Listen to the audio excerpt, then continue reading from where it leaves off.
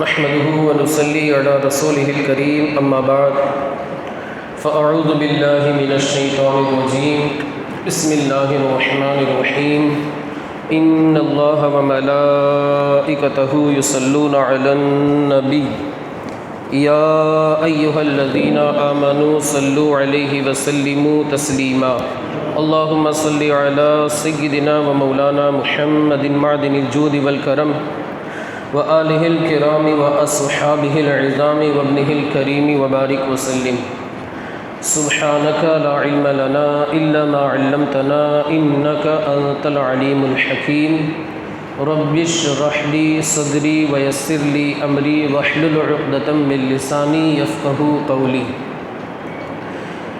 حضرات گرامی، بخاری شریف کی ایک حدیث پاک آقا کریم آمنہ کے لال عبداللہ کے پیارے جناب محمد الرسول اللہ صلی اللہ علیہ وآلہ وسلم ارشاد فرماتے ہیں کہ بنی اسرائیل، آپ حضرات نے سنا ہوگا قوم بنی اسرائیل، قرآن مقدس میں بھی اس کا صراحت کے ساتھ ذکر ملتا ہے، یا بنی اسرائیل اذکروا نعمتی التی انعمت علیکم۔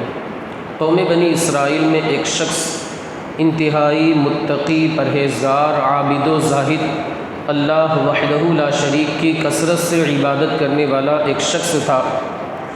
اس نے ارادہ کیا کہ میں راہ خدا میں خیرات کروں گا، راہ خدا میں کچھ نہ کچھ صدقہ دوں گا۔ اب شارحین حدیث فرماتے ہیں کہ یا تو اس شخص نے نذر مانی، جسے ہم منت ماننا کہتے ہیں، یا پھر شارحین حدیث یعنی ایکسپلینیشن کرنے والے ایکسپلینرز حضرات جو ہیں وہ یہ فرماتے ہیں کہ اس نے صدقہ نافلہ کا ارادہ کیا۔ جیسے ہم بھی ارادہ کرتے ہیں کہ میں انشاءاللہ کچھ نہ کچھ جمعرات کو یا جمعہ کو صدقہ نافلہ کچھ نہ کچھ میں دوں گا۔ جمعرات کے دن اکثر دیتے ہیں لوگ، جمعہ کو بھی دیتے ہیں، اور دینا بھی چاہیے، اس لیے کہ حدیث پاک ہے ان الصدقۃ لتطفئ غضب الرب وتدفع میتۃ السوء، کہ صدقہ غضب الہی کی آگ کو بجھا دیا کرتا ہے اور بری موت کو ٹال دیا کرتا ہے۔ جیسے ایک شخص کار لے کر کے جا رہا تھا، اس کا حادثہ ہوا سڑک میں، یعنی جا رہا تھا روڈ پہ، ایکسیڈنٹ ہوا، بہت خطرناک طریقے سے اس کا ایکسیڈنٹ ہوا۔ پوری جو کار تھی وہ بالکل چپٹ ہو گئی، اور بالکل یعنی اب سمجھ لیجئے کہ اس کار کو اگر دوبارہ بنوانا ہو تو لاکھوں روپے کا خرچہ ہے، اور وہ کار جو تھی اب اسکریپ کے لائق، بنگار میں جانے کے لائق تھی۔ اب اس کا کلو کے حساب سے اس کی جو بھی رقم تھی وہ آتی 30-40 ہزار، 800 کلو کی گاڑی، 850 کلو کی گاڑی، اس حساب سے 30-40 ہزار روپے اس کے پاس آتے۔ مگر اتفاق سے لوگوں نے دیکھا کہ اس کار کے اندر جو اس کا ڈرائیور تھا، جو مالک تھا، وہ بالکل صحیح سلامت ہے، اسے ہلکی پھلکی چوٹ آئی، تھوڑا بہت اس کو زخم ہے، ورنہ اس کا دماغ بھی سلامت ہے، اس کے سر میں بھی کوئی چوٹ نہیں، اس کے ہاتھ پیر بھی سلامت ہے۔ لوگ تعجب میں کہ آخر یہ بات کیا ہے، ماجرا کیا ہے، پوری کار کو اتنا نقصان ہوا لیکن اس بندے کو ذرہ برابر بھی کوئی تکلیف نہیں ہوئی۔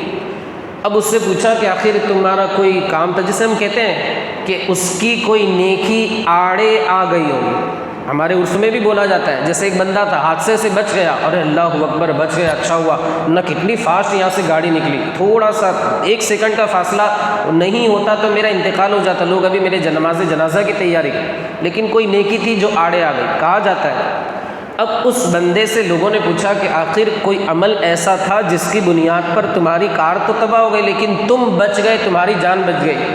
اور ہم یہ بھی چاہتے ہیں کہ خدا نہ خواستہ، اللہ نہ کرے، اللہ نہ کرے، کبھی کچھ ایسا ہوا تو ہم یہ کہتے ہیں کہ چلو اچھا ہوا، گاڑی گئی تو گئی، وہ لاکھ آ جائے گی، مگر جان تو بچ گئی اللہ کے کرم سے۔ ہوتا ہے کہ نہیں، جان جو ہے اس کی کوئی قیمت نہیں، ارے گاڑی تو 1 کی جگہ 10 آ جائے گی اللہ نے چاہا تو، لیکن جان جو ہے ایک بار چلی گئی واپس نہیں آئے گی۔ اسی طرح پارٹس آف باڈی میں سے جو کوئی چیز ضروری ہے، جیسے ہاتھ ہے، پیر ہے، وغیرہ وغیرہ، اس میں سے خدا نہ خواستہ کوئی چیز چلی گئی تو پھر اس کا دوبارہ آنا ملنا مشکل ہے، پھر زندگی جو ہے وہ اجیرن ہو جاتی، انسان جو ہے وہ محتاج ہو جاتا ہے دوسروں کے اوپر، پھر وہ نربھر ہو جاتا ہے۔ اب اس بندے سے پوچھا کہ آخر تمہاری کوئی نیکی تھی جس کی بنیاد پر تم اس حادثے سے بچ گئے، تمہاری کار جو تھی وہ بالکل ڈسٹروائے ہو گئی، بالکل تباہ ہو گئی۔ اس نے کہا کہ جب میں تنخواہ مجھے ملی تھی جو مجھے سیلری ماہانہ مجھے منتھلی سیلری ملی تھی، وہ پوری کے پوری سیلری کی رقم میں نے اپنی ماں کے حوالے کر دی تھی۔ یہ آپ دیکھیں کہ ماں کی خدمت کرنے کی برکت۔ اور ویسے یہاں پر آپ یہ نہیں کہہ سکتے کہ صدقہ نافلہ نہیں ہے۔ انسان جو کچھ اپنے گھر والوں کو کھلاتا ہے، چاہے اس کی ماں ہو، اس کا باپ ہو، اس کی فیملی ہو، اللہ اس پر بھی اسے مکمل صدقے کا ثواب عطا فرماتا ہے۔ یعنی وہ صدقہ نہیں جو زکوٰۃ ہے، وہ صدقہ نہیں جو صدقہ فطر ہے، وہ صدقہ نہیں جو کفارہ ہے، وہ صدقہ نہیں جو فدیہ ہے۔ یہ سارے صدقے تو ماں باپ کو دینے میں توہین ہے۔ رسول اللہ کے فرمانے کا مقصد یہ ہے کہ انسان جو ہے پہلے اپنے گھر والوں کا جائزہ لے، ان کی کیا ضرورت ہے، ان کو کس چیز کی احتیاج ہے، اس کے بعد پھر باہر جائے۔ اللہ کے رسول کی حدیث پاک ہے کہ ایک بندہ اس کے گھر میں یا اس کے پڑوس میں یا اس کا کوئی رشتہ دار بھوکوں مر رہا ہے، اور یہ بندہ نام کمانے کے چکر میں، یعنی حدیث پاک کا جو مفہوم ہے وہ بیان میں کر رہا ہوں، اپنے پڑوسیوں کو چھوڑ کر، اپنے رشتہ داروں کو چھوڑ کر باہر اپنے پیسے لٹا رہا ہے، باہر وہ زکوٰۃ دے رہا ہے، اللہ کے رسول صلی اللہ علیہ وآلہ وسلم فرماتے ہیں کہ اللہ کی عزت کی قسم جس کے قبضے قدرت میں محمد کی جان ہے صلی اللہ علیہ وسلم، اللہ کی عزت کی قسم جس کے قبضے قدرت میں محمد کی جان ہے، اللہ رب العزت قیامت کے دن ایسے بندے پر نظر رحمت نہیں فرمائے۔ کیا ارشاد فرمایا رسول اللہ نے؟ اب آپ ذرا سوچیں، اللہ رب العزت قیامت کے دن کسی بندے پر نظر رحمت نہ فرمائے تو وہ شخص کامیاب ہو سکتا ہے؟ ہرگز نہیں ہو سکتا۔ تو انسان جو ہے اپنے گھر والوں سے شروعات کرے۔ قرآن مقدس میں قل ما انفقتم من خیر فللوالدین والاقربین، والدین کی جو ضرورت ہے اسے پورا کرے۔ جیسا کہ آپ حضرات نے کل بھی سنا ہوگا بیان میں کہ انسان پیر صاحب کو مالا مال کرتا ہے، اس کی ماں کو دوا کی ضرورت ہے، اس جانب توجہ نہیں دیتا۔ ارے ماں سے بڑی پیرانی اماں کوئی نہیں، باپ سے بڑے پیر صاحب کوئی نہیں۔ میں یہ نہیں کہتا کہ آپ پیر صاحب کی تعظیم نہ کرے دل سے کرے، تحفے تحائف نذرانے پیش کرے، لیکن ماں باپ کو فراموش کر کے انسان دوسروں کو خیرات کرے، دوسروں کو صدقہ دوسروں کو دے اور ان کو تحفے نذرانے وغیرہ پیش کرے، کیا انسان کا ضمیر مر نہیں گیا؟ اب خود سوچیں کہ انسان ماں باپ کو فراموش کر کے، ماں اگر مانگتی ہے ضرورت کے پیسے تو انسان ماں کو جھڑک دیتا ہے، باپ اگر کچھ کہتا ہے کچھ پیسے کے تعلق سے تو بیٹا اس کو جھڑک دیتا ہے، لیکن باہر پیر صاحب مانگتے نہیں، سامنے سے یہ بندہ پیش کرتا ہے۔ اب آپ ذرا سوچیں کہ بندہ یہ جو کچھ پیر صاحب کو دے رہا ہے اللہ اسے قبول فرمائے گا؟ اس میں برکت ہوگی، اس کے مال میں برکت ہوگی؟ پھر انسان آتا ہے اور کہتا ہے کہ مولانا دعا کر دیجیے، برکت ہی نہیں ہے۔ ارے انسان تو نے خود اپنی برکت کے جو دروازے تھے اسے بند کر دیا، برکت کے جو راستے تھے اس راستوں کو تو نے تنگ کر دیا، بند کر دیا، ماں باپ کا دل دکھا کر کے، ان کی ضرورتوں کو پورا نہ کر کے، انہیں بالکل فراموش کر کے۔ تو انسان ماں باپ سے شروعات کرے، آس پڑوس والوں کو خیرات کرے، اپنے رشتہ داروں میں جو ضرورت مند ہیں انہیں دے، اللہ رب العزت اس کے رزق میں برکتیں عطا فرمائے گا، اور اللہ اس کے اس عمل سے راضی ہو گیا، دنیا بھی اس کی سنور جائے گی، آخرت بھی اس کی سنور جائے گی، اور اللہ رب العزت قیامت کے دن اس کے صدقے کے یعنی جو بندہ صدقہ کرتا ہے اللہ رب العزت قیامت کے دن اس کے صدقے کو اس پر سایہ بنا دے گا۔ قیامت کے دن کسی کا کوئی سایہ نہیں ہوگا، لیکن انسان نے اگر صدقہ کیا ہوگا خلوص دل سے، سچے دل سے، اللہ رب العزت اس کے اسی صدقے کو اس کے سر کے اوپر سایہ بنا دے گا۔ اب آپ ذرا سوچیں کہ اگر سخت دھوپ ہو، کہیں پر سایہ نہ مل رہا ہو، انسان سائے کی تلاش کرتا ہے کہ نہیں کرتا؟ کتنی ضرورت رہتی، مئی جون کی جو گرمی اس کا ٹیمپریچر بہت ہائی رہتا ہے، انسان سے برداشت نہیں ہوتی۔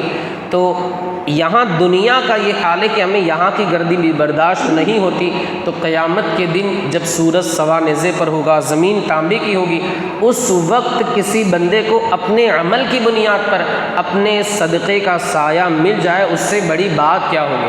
تو انسان صدقہ و خیرات کرے، اپنوں کا خیال رکھے۔ میں عرض کر رہا تھا بنی اسرائیل میں ایک شخص تھا، اس نے کہا نظر مانی، منت مانی، یا پھر اس نے ارادہ کیا کہ میں راہ خدا میں صدقہ و خیرات کروں گا۔ اب وہ صدقہ لے کر کے نکلا، اتفاق سے ایک چور کے ہاتھ میں اس نے صدقہ دے دیا، پتہ نہیں تھا، اور جو بھولے بھالے ہوتے ہیں ان کو پتہ نہیں چلتا۔ اب لوگوں میں شور مچ گیا، چرچا ہونے لگا کہ اس نے ایک چور کو صدقہ دے دیا۔ ہوتا ہے نا، لوگ کہتے رہے بیوقوف بن گیا، پہلے ہی بولا تھا ہمارے ساتھ رہنا۔ اس طرح لوگ جو بیچارے بھولے بھالے رہتے ہیں ان کو دھوکہ دیتے، دھوکے میں ڈال دیتے۔ پہلے ہی بولا تھا نا ہمارے ساتھ رہنا، دیکھا چور کو دے دیا صدقہ، چرچا ہو گیا۔ اس نے کہا اے اللہ، یہ مجھ سے کیا ہو گیا کہ میں نے ایک چور کو صدقہ دے دیا۔ دوسرا دن آیا، اب اس نے یہ نہیں کہا کہ یہ مجھ سے یہ ہو گیا وہ ہو گیا، ناشکری کے الفاظ وغیرہ اور برائی کے الفاظ اپنی زبان پر وہ بندہ نہیں لایا، کسی کو برا بھلا وغیرہ نہیں کہا۔ دوسرا دن آیا، رات میں اس نے صدقہ کیا، اتفاق سے ایک زانیہ کے ہاتھ میں وہ صدقہ پہنچ گیا۔ لوگوں میں چرچا ہو گیا کہ دیکھو اس نے ایک زانیہ کے ہاتھ میں صدقے کی رقم دے دی اور اس کو صدقہ کر دیا۔ اب چرچا ہو گیا، لوگ کہنے لگے دیکھیے بیوقوف بن گیا۔ وہ عابد الزاہد شخص تھا، اس نے اللہ رب العزت کی بارگاہ میں عرض کی، اللہ تو نے مجھے جو توفیق دی میرے بس میں جتنا تھا اتنا میں نے کیا، اب مجھے پتہ نہیں تھا کہ یہ زانیہ کے ہاتھ میں صدقہ پہنچ گیا۔ تیسرا دن جب ہوا، وہ بندہ صدقہ لے کر کے نکلا اور اتفاق سے غنی شخص یعنی مالدار شخص جس کو صدقہ لینا جائز نہیں ہے، وہ بندہ اس مالدار شخص کے ہاتھ میں صدقے کی رقم رکھ کر کے چلا گیا۔ اب لوگوں میں چرچا ہو گیا، شور مچ گیا کہ یہ بندے نے مالدار کو صدقے کی رقم دے دی۔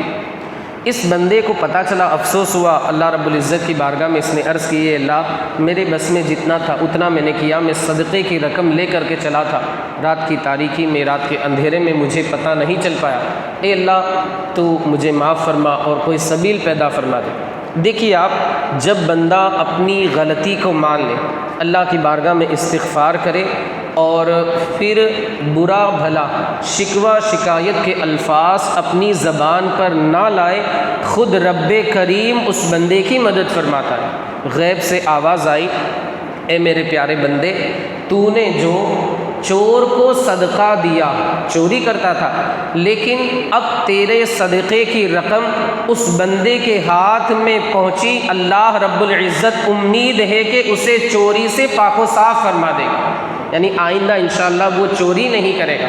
تیرے صدقے کی رقم زانیہ کے ہاتھ میں جو پہنچی، امید ہے کہ اللہ رب العزت اسے اس عمل سے باز رہنے کی توفیق عطا فرما دے۔ اور تیسرے بندے کے ہاتھ میں جو صدقہ پہنچا، جو غنی تھا، مالدار شخص تھا، جس کو صدقے کی رقم لینا جائز نہیں تھا، تو امید ہے کہ اللہ رب العزت جو وہ لالچ کر رہا ہے اس کی لالچ کو دور فرما دے اور اسے بھی راہ خدا میں صدقہ و خیرات کرنے والا نیک بندہ بنا دے۔ یہ اللہ رب العزت کی جانب سے اس بندے کو اعلان سنایا گیا۔ میں عرض یہ کرنا چاہتا ہوں یہاں پر کہ آپ دیکھیں، اگر بندہ نیک ہو، اللہ رب العزت خود اپنے اس بندے کی مدد فرماتا ہے۔ دوسری بات، مال اگر حلال ہو، مال اگر پاکیزہ ہو، انسان اگر نیک ہو تو اس کی رقم سے اللہ رب العزت ایک گناہ گار کو بھی اپنے گناہ سے بچنے کی توفیق عطا فرما دیا کرتا ہے۔ آپ حضرات نے دیکھا یہاں پر کہ اس عابد و زاہد شخص کا مال ایک بدکار شخص کے پاس گیا، چور کے پاس گیا، زانیہ کے پاس گیا۔ اس مال کی برکت تو دیکھے کہ اللہ رب العزت انشاءاللہ العزیز اس مال کی برکت سے ان لوگوں کو گناہوں سے بچا لے گا۔ یہ مال حلال کی برکت۔ اب میں یہاں پر ایک بات عرض کروں، اس حدیث پاک سے ہمیں یہ ثابت ہوتا ہے، ہمیں یہ سبق ملتا ہے، یہ ذہن ملتا ہے، یہ تعلیم ملتی ہے، یہ بات سیکھنے کو ملتی ہے کہ انشاءاللہ العزیز اگر ہم حلال کمائی اپنائیں گے، مال حلال کمانے کی کوشش کریں گے، انشاءاللہ العزیز اللہ رب العزت اس میں برکتیں ڈال دے گا، اور اس حلال کمائی کی برکت سے انشاءاللہ العزیز ہماری اولاد کو جب ہم وہ کھلائیں گے، اس کے منہ میں ہم لقمہ ڈالیں گے حلال کمائی کا، اللہ رب العزت ہماری اولاد کو بھی نیک و صالح بنا دے گا۔ یہ بالکل حدیث پاک سے اس کا ثبوت مل رہا ہے۔ میں نے آپ کو جیسا کہ بتایا کہ امید ہے اللہ اس مال کی برکت سے چوری سے اسے توبہ کرنے کی توفیق عطا فرما دے، زنا سے اسے توبہ کرنے کی توفیق عطا فرما دے، اور مالدار شخص کو بخالت سے، کنجوسی سے بچنے کی توفیق عطا فرما دے، اور راہ خدا میں مال خیرات کرنے کی توفیق عطا فرما دے۔ یہ مال حلال کی برکت۔ تو انشاءاللہ العزیز اگر ہم محنت کی کمائی کر رہے ہیں، 1 روپے کا بھی ہم فراڈ نہیں کر رہے، 2 نمبر کا نہیں کر رہے، کسی کو دھوکہ نہیں دے رہے، جھوٹ بول کر کے ہم مال نہیں بیچ رہے ہیں۔ حدیث پاک میں من غش فلیس منا، جو دھوکہ دیتا ہے وہ ہم میں سے نہیں۔ ایک مرتبہ آقا کریم صلی اللہ علیہ وآلہ وسلم بازار تشریف لے گئے، گیہوں رکھے ہوئے تھے۔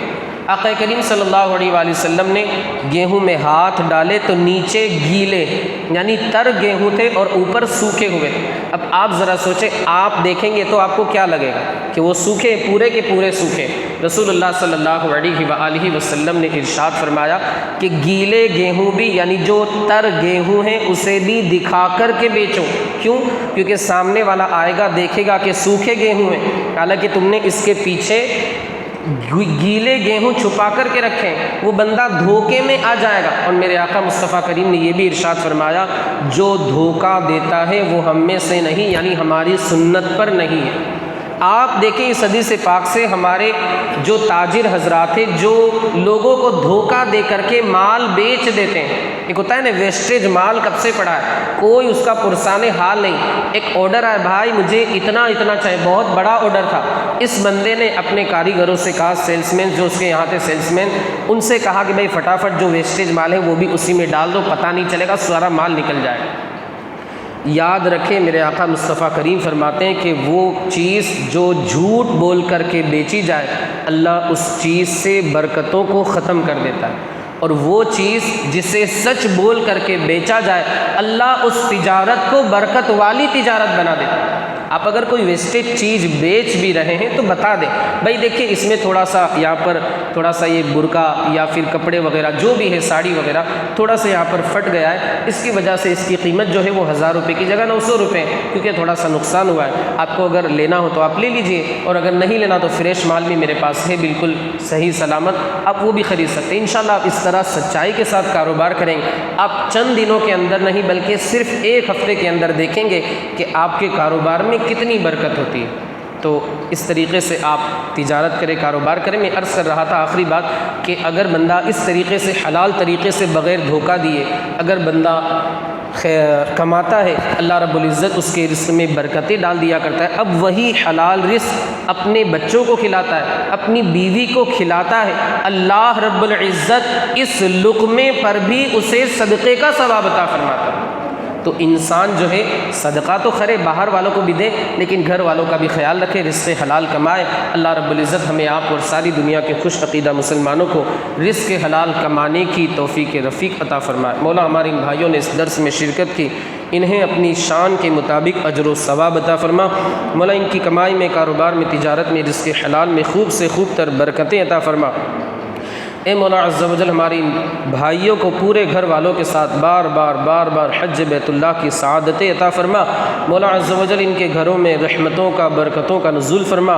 ہمارے ان بھائیوں کی، ہم تمام لوگوں کے مرحومین کی مغفرت فرما، اس بخاری شریف کے درس کی برکتوں سے مالا مال فرما۔